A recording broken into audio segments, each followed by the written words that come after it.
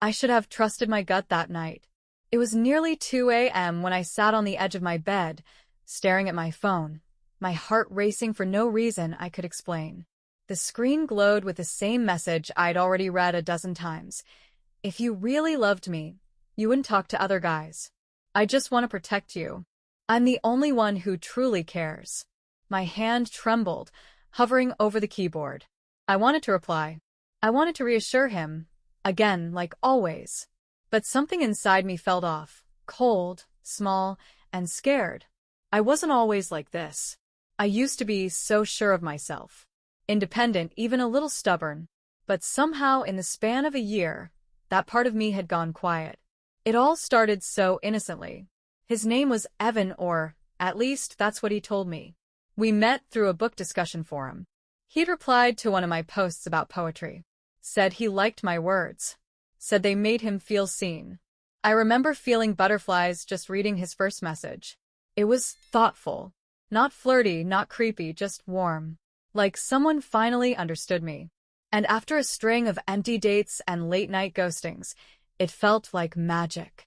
We messaged for hours that night. Then the next day. Then every day. Within a week, I was addicted to the ping of his texts.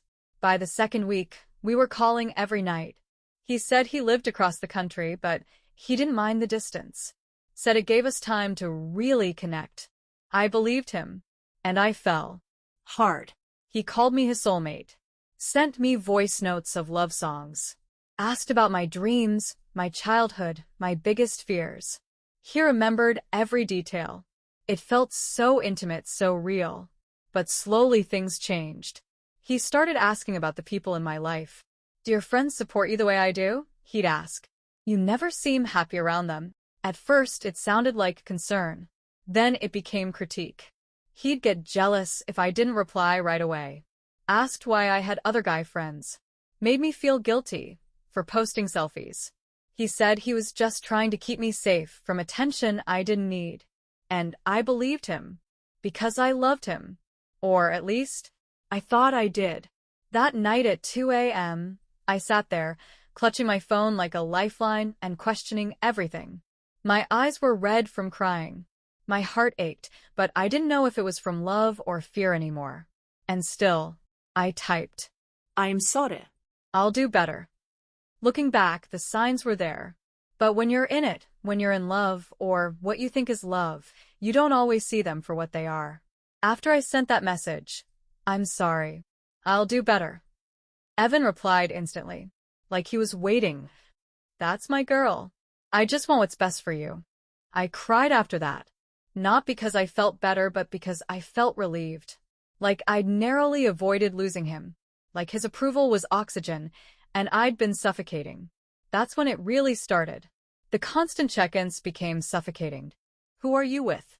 Why didn't you tell me you were going out? You used to spend more time with me. Are you bored of us? At first, I answered every question. I didn't want to upset him.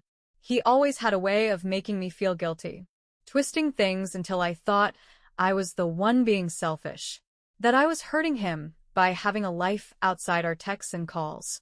And when I pushed back, even just a little, he flipped it. I guess I'm just not enough for you. Maybe I should stop trying so hard.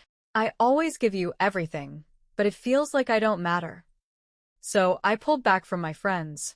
I stopped going out as much. I turned down invites. Skipped events. When my best friend Zoe asked if something was going on, I told her I was just busy. Truth was, I didn't want to risk Evan seeing a story of me out with friends and getting upset. He'd done that once, and he didn't talk to me for a whole day. That day broke me. I was terrified I'd lost him. Over a selfie with a group. After that, I started sending him pictures wherever I went. Proof I was alone. Proof I wasn't lying. He never asked for proof, not directly. But his silence, his sulking, his "I need space" texts after I went somewhere without telling him, they were enough. I convinced myself that it was love. That he was just afraid of losing me. That maybe he'd been hurt before, and I was helping him heal. But love, real love, doesn't feel like walking on eggshells. And yet, I didn't know that. Not then. All I knew was that I missed who I used to be. The girl who could laugh without checking her phone, who could breathe without asking for permission. And yet I stayed, because he'd always reel me back in with an apology, a sweet message, a late-night voice call where he'd cry and say, "You're the only one I have. Please don't give up on me." And I didn't. I gave him everything. I lost count of how many times he promised he'd come see me. It became our ritual. He'd say, "I'm booking the flight next week," or "I found a deal for this weekend," and my heart would leap like a little kid. I'd imagine our first real hug, the way his hand would feel in mine, the warmth of finally making this online love real. I even cleaned my apartment for him once, just in case he changed his mind and came sooner. But the flight never came. There was always some excuse. His car broke down. His boss changed his schedule. His mom got sick. His dog had surgery. And every time, he sounded so devastated, like it killed him more than it hurt me. He'd say, "I want to be there more than anything. Don't you see that?" And I did. Or, at least, I thought I did. Because he'd follow those excuses with paragraphs about how much he missed me, how badly he wanted to hold me, how we were meant for each other. He even started calling me his future wife. Told me he'd never felt this way about anyone. And that made me stay. That made me forgive. Over and over and over again. But something in me was starting to shift. I remember sitting on my balcony one evening, my phone in my lap, just staring at the sunset.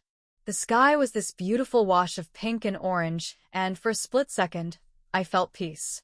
Like maybe I was still in there somewhere, the girl I used to be. Then my phone buzzed. It was him. "Are you out without telling me again?" Just like that, the peace vanished. I wasn't even out. I was alone on my balcony. But I hadn't texted him in 2 hours because I was trying to just be present. Breathe. Think. And he took that as betrayal. When I told him where I was, he didn't apologize. He got quiet. Cold. Sent one word. "Okay." That okay was worse than yelling. Because it meant I'd have to spend the next few hours begging him to open up again, to talk to me, to not shut down. I'd have to remind him I loved him, that I wasn't cheating, that he was the only one. I hated myself for doing it. But I did it anyway. Because I couldn't bear the silence. It's strange how silence can feel louder than screams when someone controls your world like that. And slowly I was beginning to see it. Something was wrong. I wasn't living. I was managing him. Managing his emotions, his moods, his fears, his lies. And I didn't know how to stop. It started small. Little things like, "Tell me I'm the only one you talk to like this," or "Promise you'd never leave me no matter what." I thought it was romantic. I thought it was intimacy. But then came the tests. One night, he sent me a message that made my stomach twist. "Delete your Instagram for me. Just for a little while. I want to know you're really mine." I froze. Delete my Instagram? I had built that account over years. My art, my poetry, my memories. I told him I didn't feel comfortable doing that. His response came fast. "So, you care more about strangers liking your selfies than you do about me?" Got it. That line? It hit me like a punch in the chest. I spent the whole night crying, thinking maybe he was right. Maybe I was selfish. Maybe I didn't know how to love someone properly. So, I deactivated my account. He didn't even say thank you. He just replied with a heart emoji. That's when I started noticing the pattern. Every time I set a boundary, even a small one, he made me feel guilty for it. Like I was the villain. Like my resistance meant I didn't love him enough. He'd ask me to block people, to prove things, to share screenshots, to stop hanging out with Zoe. When I hesitated, he'd say things like, "If the roles were reversed, I'd do it for you." Or worse, "You're lucky I still trust you after everything." After what? I hadn't done anything wrong.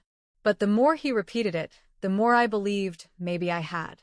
Maybe I wasn't loyal enough. Maybe I was hard to love. That was the trick. He never had to yell or scream. He just whispered doubts into my mind until I couldn't tell the difference between love and control.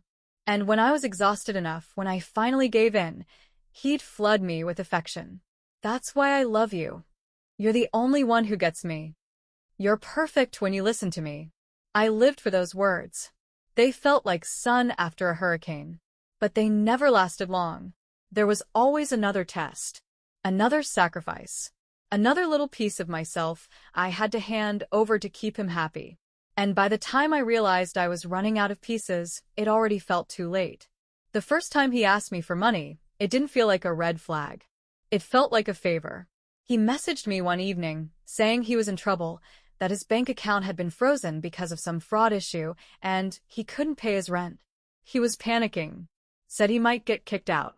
Said he didn't know who else to turn to it. Then came the dagger.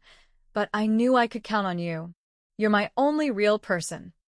I didn't even think twice. I transferred him $300 that night. He sent a long voice message after. He sounded choked up. Told me I'd saved him. Called me his angel. His future. I cried listening to it. Not because I missed the money, but because for once, I felt like I had helped him. Like I wasn't the one constantly needing to be better, do better. I felt needed. Wanted. But that one time turned into 2. Then 3. It was always something. Late fees. Broken phone.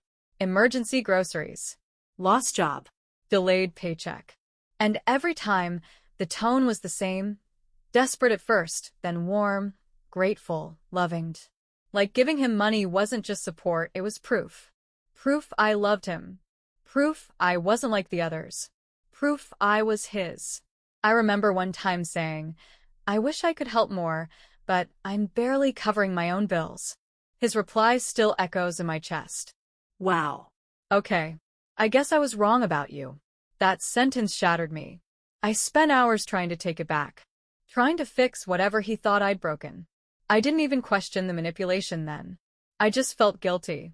That was the worst part. He didn't have to threaten me. He just had to make me feel like a bad person. And I couldn't stand the thought of being bad in his eyes. So I sent him more. I stopped going out. I skipped meals. I canceled a weekend trip with my friends and told them I wasn't feeling well. Truth was, I just wired him almost half my rent money. I was afraid to tell anyone. Ashamed even. Because deep down, some part of me knew this wasn't love.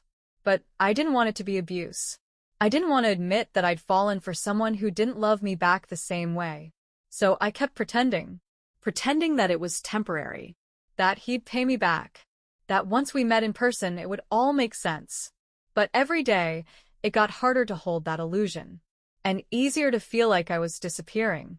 By the time I realized I had no one left to talk to, it was already too late. Zoe had stopped reaching out. My other friends had grown quiet too. Not out of spite, but because I kept pushing them away. I told myself it was because I was busy. Because I needed space. Because they just didn't get it. But really? I was embarrassed. Evan didn't tell me to stop seeing people. He didn't need to. All he had to do was ask, in that slow, disappointed voice, "You're really choosing them over me again?" So I stopped choosing them. And I started lying. Saying I was sick when they invited me out. Pretending to be asleep when they called.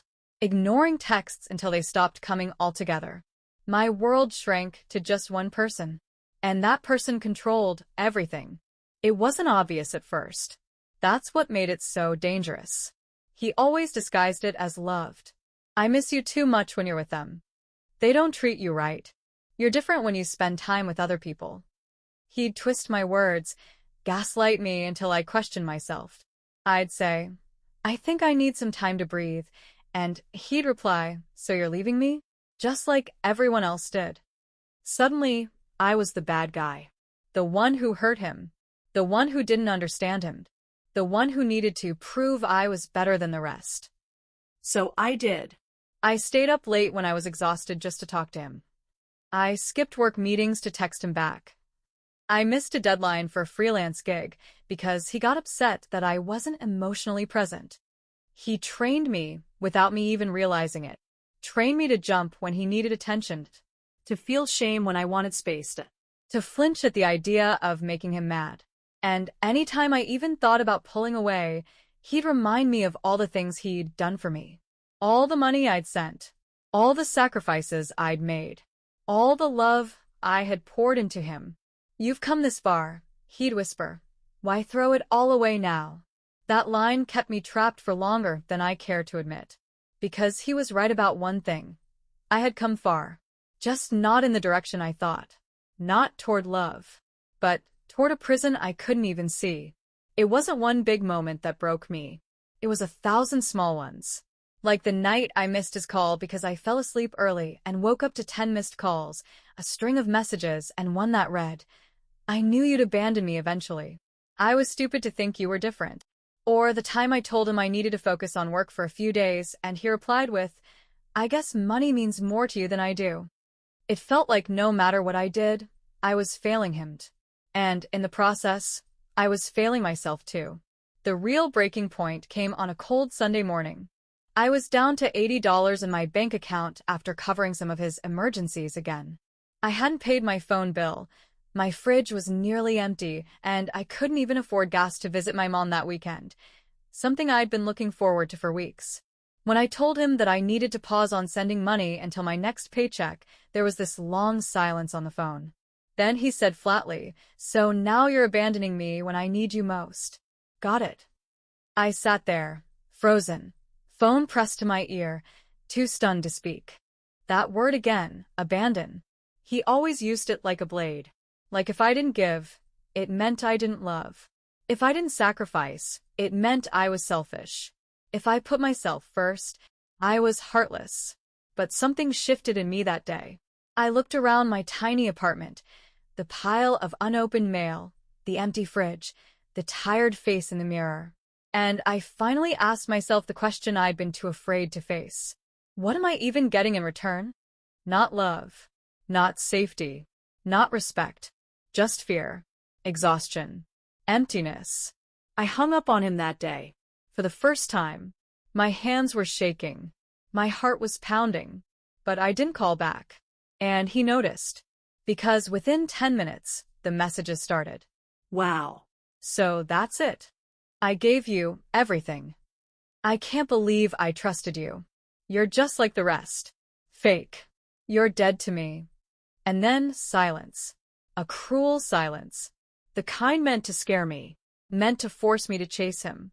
But this time, I didn't. I let the silence grow. Because for once, it didn't feel like punishment. It felt like peace. The first full day without a message from him felt like withdrawal. I kept checking my phone. Out of habit. Out of fear. Out of that sick hope that maybe he'd say something different. Maybe an apology. Maybe something that made me feel seen again. But nothing came. No texts. No calls. No guilt-laced voice notes. And instead of relief, I panicked. That's the thing about emotional abuse. It doesn't just break your heart, it rewires your brain. I had been trained to associate silence with danger, with abandonment, with punishment. So I almost broke. I almost messaged him. Almost begged him to talk. Almost said, "I'm sorry," even though this time I hadn't done anything wrong. But I didn't. Instead, I went for a walk. No headphones. No music. Just me. I hadn't done that in months, just walked without checking in, without updating anyone, without explaining where I was or why. I passed a coffee shop where Zoe and I used to go. And I stopped. Just stood there, staring through the window like I was trying to find the person I used to be. I pulled out my phone, not to message him, but to message her. Zoe. I hadn't spoken to her in almost 6 weeks. My hands shook as I typed. "Hey, I don't even know what to say. But if you're still there, I miss you." I didn't expect a reply, but 3 minutes later she did. "I've been waiting for you to come back." I cried on the sidewalk. Ugly, messy tears. Not just from guilt, but from the realization that I wasn't as alone as he'd made me believe. He wanted me isolated. Because isolation made me easier to control, easier to guilt, easier to drain. But now? I had cracked the door open. Just enough for light to get in. And that small act, that tiny message to Zoe, felt like the bravest thing I'd done in months. Because it meant I was starting to fight for myself again. It meant the silence wasn't breaking me. It was finally setting me free. Just when I started to feel a little stronger, he came back. Of course he did. Abusers always know when they're losing control. It started with a soft message, almost sweet. "I've been thinking about you. I miss us." I stared at it for a long time. My heart didn't race this time. It sank. I didn't reply. Hours later, another one came. "I know I hurt you, but I was hurting too. Please don't throw away everything we built." I wanted to scream. What we built? I built a prison around myself. He just handed me the bricks. Still, I didn't respond. That's when the tone changed. "So you're ghosting me now? After everything I did for you? You're a liar. A user. Just like everyone else. I should have known you'd ruin me." I turned off my notifications. But it didn't stop. He messaged me from another number. Then from a private email. He even found my old art blog and left a comment under a sketch. "You used to draw for me. Now you're just cold." It felt like he was everywhere. Watching. Waiting. Trying to claw his way back into my head. The worst came a few days later. An email with the subject line, "I still have everything." Inside were screenshots of our chats, private photos, even some of the voice notes I'd sent when I was crying or vulnerable. He didn't say he'd release them. He didn't have to. The threat was clear. That's when the fear came rushing back. It didn't matter that I hadn't spoken to him in over a week. It didn't matter that I was trying to rebuild. He still had power. Because he had pieces of me I could never get back. I sat on the edge of my bed, shaking, tears running down my face, asking myself, what if he actually does it? What if he ruins me? But then another voice inside me, a quiet one I hadn't heard in a while, asked something else. And what if he doesn't? What if you keep living anyway? I realized then he didn't own me. Not my voice. Not my worth. Not my future. He might have stolen pieces of my past, but I could still take back everything ahead. And that was the moment I stopped being afraid of him. I wish I could say I felt brave. I didn't. What I felt was tired, bone-deep, soul-level exhaustion from carrying his weight for so long. But sometimes, change doesn't come from courage. It comes from collapse. And I had finally hit the bottom. After the veiled threats, I talked to Zoe again. Really talked. I told her everything. About the money, the guilt, the lies, the control, the shame. Every ugly, twisted moment I had tried to hide under the excuse of love. She didn't judge me. She just listened. And when I finished, she said, "You didn't deserve any of that. None of it." That sentence, those 7 words, cracked something open in me. Because deep down, I still believed I had brought this on myself. That I was naive, weak, maybe even a little stupid. But I wasn't. I was manipulated, trained, conditioned. And now I was unlearning. I started small. Blocked every account I knew was his, phone numbers, emails, even the secret backups he'd used before. I reached out to my bank and flagged the transactions. Filed a report, even though I knew I'd never see the money again. Then I set up 2-factor authentication on everything.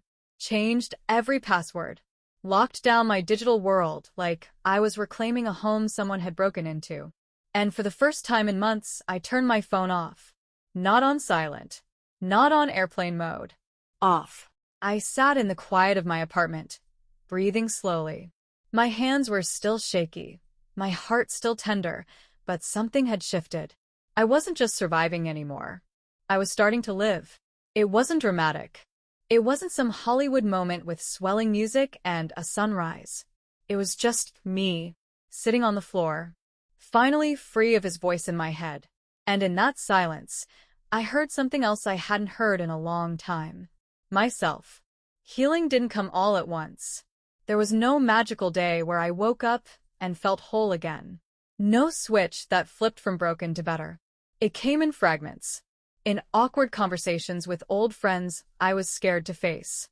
In rebuilding trust with myself after months of doubting every thought, every instinct. In learning how to spend a whole afternoon without checking my phone and not feeling panicked about it. It came when I logged back into my old art account and saw that nothing had been posted since I met him. That realization hit hard. I had stopped creating. stopped expressing, stopped being me. So I picked up a pencil and started sketching again. My lines were shaky at first. My confidence too. But each stroke felt like a piece of myself returning. I started journaling. Not because someone asked me to, but because I needed to hear my own voice again, unfiltered and censored, untouched by his manipulation. Therapy helped too. It was hard to admit out loud that someone I never met in person had that much power over me. But that's the thing, abuse isn't about physical presence. It's about control. And he had controlled everything. My sleep, my money, My time. my choices, my worth. But not anymore. Bit by bit, I reclaimed my routines, my relationships, my art, my peace. I even laughed again. A real laugh. One that didn't feel like I was watching myself from the outside. It wasn't easy.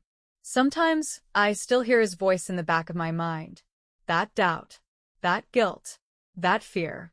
But now I know the difference between love and control. Love doesn't isolate. Love doesn't threaten. Love doesn't ask you to shrink to feel safe. And most of all, love doesn't hurt just to keep you close. The girl I was back then? She didn't know that. But the woman I'm becoming? She does. And she's not going back. It's been almost a year since I last heard from him. Sometimes I wonder if he's still out there, in someone else's inbox, saying the same things, playing the same game. Finding another heart to twist into a cage. But I don't wonder for long. Because I know who I am now. And I know what love isn't. Love isn't constant anxiety. It's not feeling like you're walking on glass barefoot, every moment waiting for the next emotional explosion. It's not sacrificing your peace to prove you're worthy. It's not giving until you're empty and being told you still haven't given enough. Real love doesn't sound like, if you really loved me, you're nothing without me. Don't tell anyone. They'll ruin what we have. Real love says, you're safe here. You're allowed to grow. You can be fully yourself. I didn't know that then. But I do now. And if you're listening to this, if you've felt that same gut-sick feeling I used to get before every message, if you've hidden your pain from friends just to keep someone else comfortable, if your world has shrunk around a person who swears it's all for love, Please listen to me. that's not love. That's abuse. And it doesn't always come with bruises or broken bones. Sometimes it comes with pet names and good morning texts and endless apologies that don't mean anything. You are not stupid. You're not weak. You are not alone. It took me losing nearly everything, my art, my peace, my savings, my voice, to realize I still had something left, myself. And that was enough to start over. If someone you met online makes you feel scared, small, or trapped, that's not love. That's abuse. Speak up. Protect yourself. And remember, real love never comes with threats. If this story made your heart race, pause, or cry, don't stay silent. Leave a comment below. Share your story. Someone out there might be in this exact situation right now, and your voice might be the one that helps them escape. Like this video. Share it. And if you haven't yet, hit that subscribe button. Because stories like these need to be heard.